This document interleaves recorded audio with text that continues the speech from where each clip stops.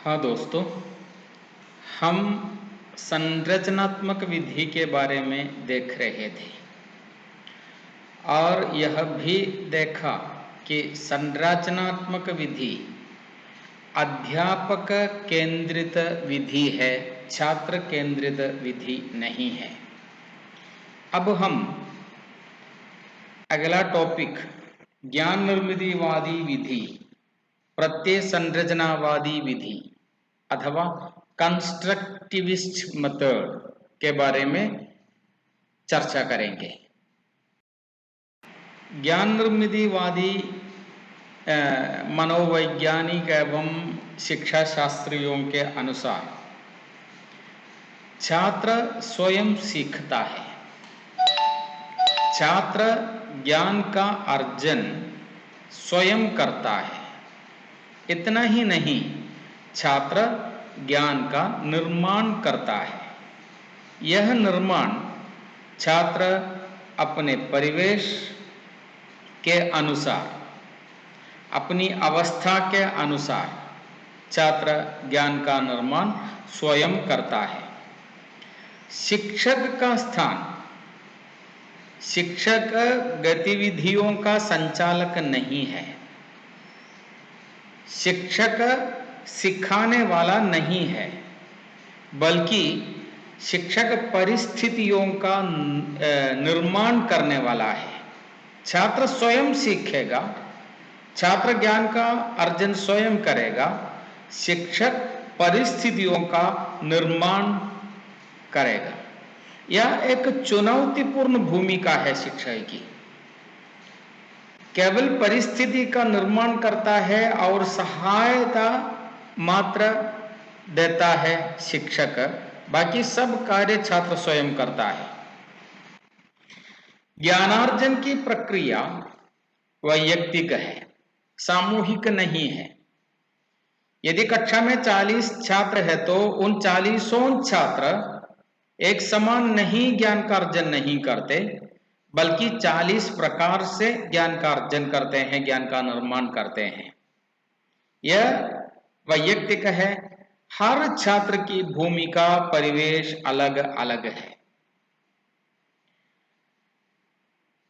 अधिगम के लिए उत्सुक करना अध्यापक का दायित्व है। छात्र अधिगम करेगा, छात्र स्वयं सीखेगा, सिखाने की आवश्यकता नहीं है। अध्यापक छात्र के अंदर उत्सुकता डालते हैं। यह उत्सुकता कहानी द्वारा, कविता द्वारा, वार्तालाप द्वारा, चित्र द्वारा, समाचार द्वारा, अपने स्वयं की घटनाओं के द्वारा अनेक प्रकार से उत्सुकता को छात्रों के अंदर भरना अध्यापक का काम है। और उत्सुकता भरने के बाद क्या होता है? छात्र पाठ्य वस्तु की ओर स्वयं आकृष्ट होता है, छात्र के अंदर आकर्षण पैदा होता है। और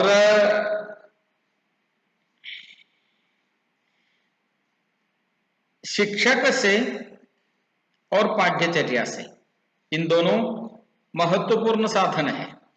शिक्षक और पाठ्यचर्या से यदि छात्र को कोई उपयोगिता नहीं हो तो शिक्षक की आवश्यकता नहीं है, पाठ्यपुस्तक की पाठ्यचर्या की आवश्यकता नहीं है। दोनों की उपयोगिता छात्र के आधार पर है। यह पूर्ण रूप से छात्र केंद्रित प्रक्रिया है।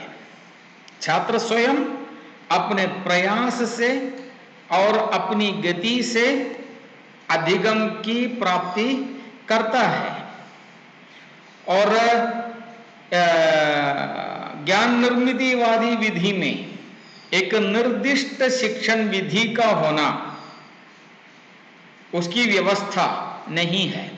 यह असंभव है, क्योंकि छात्र की रुचि अलग अलग होती हैं।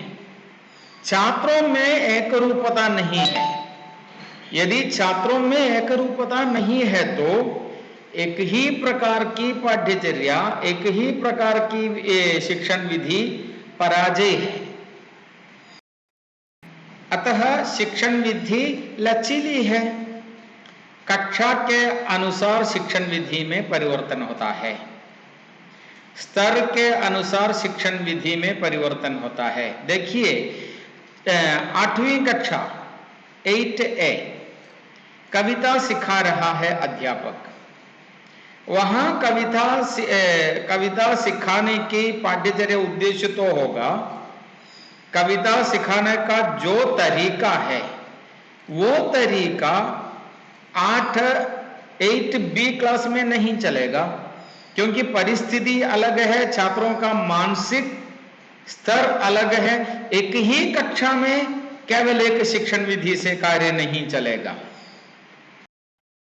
छात्र को पूछने, खोज करने, प्रयोग करने आदि के लिए पर्याप्त अवसर इस विधि में मिलता है, क्योंकि यह पूर्ण रूप से छात्र केंद्रित है, अध्यापक केंद्रित नहीं है, पाठ्य पुस्तिका केंद्रित नहीं है, विद्यालय केंद्रित नहीं है, छात्र केंद्रित व्यवस्था है ज्ञान निर्मितिवादी विधि। अब देखिए इसकी कुछ विशेषताओं के बारे में। यह शिक्षण पर बल नहीं देता, बल्कि अधिगम पर बल देता है। छात्र के स्व अध्याय पर आधारित है। छात्र को कोई सिखाता नहीं है, छात्र स्वयं सीख लेता है। छात्र अपनी इच्छा और अपना लक्ष्य, इन दोनों का सृजन करता है। छात्र स्वयं है, अपनी इच्छा का सृजन छात्र स्वयं करता है, अपने अंदर की सृजनात्मकता का भाव छात्र स्वयं करता है। अध्यापन और अध्ययन केवल एक प्रक्रिया है। बाकी जो विधियों के बारे में हमने पहले देखा, तो हमने जाना कि अध्ययन कक्षा में होता है, अध्ययन प्रमुख है। लेकिन इनके अनुसार, ज्ञान निर्मितिवादी विधिवादियों के अनुसार, अध्ययन केवल एक प्रक्रिया मात्र है। इस अध्ययन के द्वारा क्या होता है, छात्र के अंदर खोज के लिए तत्परता पैदा होती है। छात्र के अंदर तत्परता होती है खोज करने के लिए। कोऑपरेटिव लर्निंग, सहकारिता अधिगम पर यह जोर देती है, यह विधि जोर देती है। सहकारिता अधिगम के लिए, अध्ययन के लिए कोऑपरेटिव लर्निंग पर जोर है, और यह विधि वास्तविकता पर आधारित विधि है। प्रोक्तियों का स्वाभाविक निर्माण, कहानी, कविता, लेख, उपन्यास, नाटक, निबंध आदि, टिप्पणी आदि अनेक प्रोक्तियां हैं। पोस्टर, नोटिस, ये सब प्रोक्तियां हैं। प्रोक्तियों का स्वाभाविक निर्माण छात्र करता है, यह इस विधि की विशेषता है। निकटतम विकास क्षेत्र, आप लोगों ने मनोविज्ञान में सीखा होगा, ZPD। छात्र का ZPD यह है, यहां तक छात्र की उन्नति हो सकती है, निर्धारित किया है, निर्धारित है। लेकिन छात्र की ZPD का विकास करने के लिए यह ज्ञान निर्मितिवादी विधि अत्यंत उपयुक्त है। कोऑपरेटिव लर्निंग का वातावरण, सहयोगी अध्ययन के लिए वातावरण की सृष्टि करना ही अध्यापक का काम है, यह इसकी विशेषता है। एक छोटा सा टॉपिक, बाल केंद्रित और अध्यापक केंद्रित, शिक्षा केंद्रित प्रक्रिया में अंतर। देखिए, बाल केंद्रित में छात्र के अनुभवों पर आधारित गतिविधि है, शिक्षा केंद्रित में शिक्षक के अनुभवों के आधारित गतिविधि है। छात्र रुचिवर्धक एवं उत्साहवर्धक तरीके से सीखता है। छात्र का उत्साह, छात्र की रुचि, अध्यापक का कोई स्थान नहीं है। छात्रों की सृजनात्मकता का विकास होता है।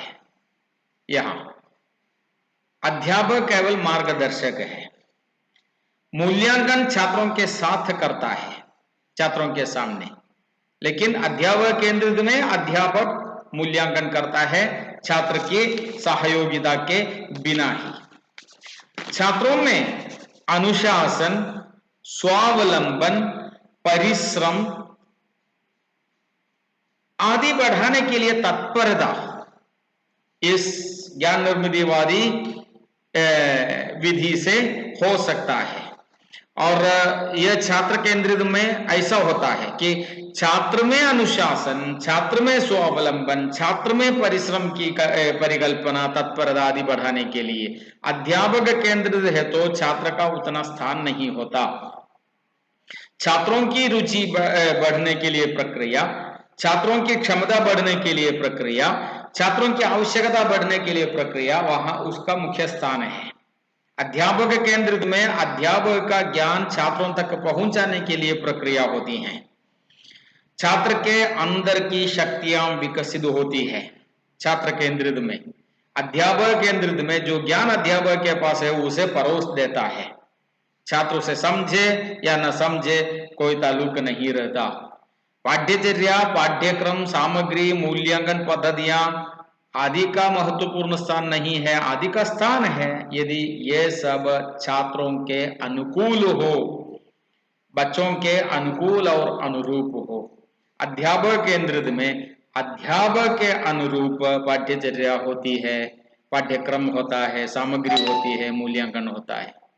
बाकी अगली कक्षा में हम एक और टॉपिक क्रियापरक या क्रियात्मक शिक्षण विधि को लेकर आएंगे। तब तक नमस्कार।